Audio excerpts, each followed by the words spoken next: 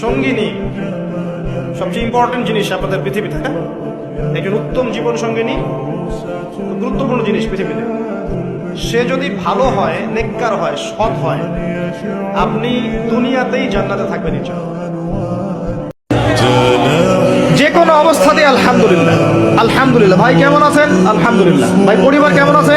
আলহামদুলিল্লাহ। ভাই চাকরি কেমন আছে, চলছে কেমন? আলহামদুলিল্লাহ। ব্যবসা কেমন? আলহামদুলিল্লাহ।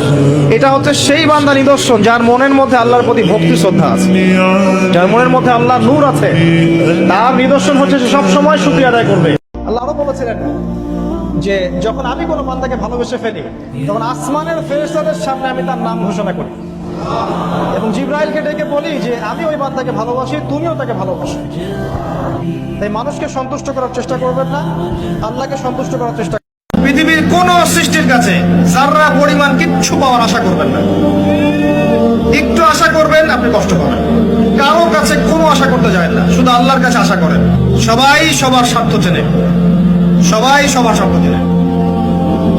শুধু আল্লাহ আপনাকে নিঃস্বার্থভাবে ভালোবাসেন, আল্লাহ পাক স্বার্থ চান না।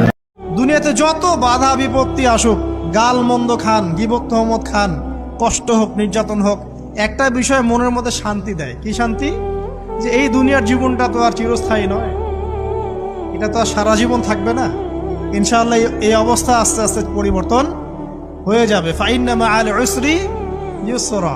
পরকালে ইনশাআল্লাহ পাবো, দুনিয়াতে না পেলে কি হয়েছে, পরকালে পাবো।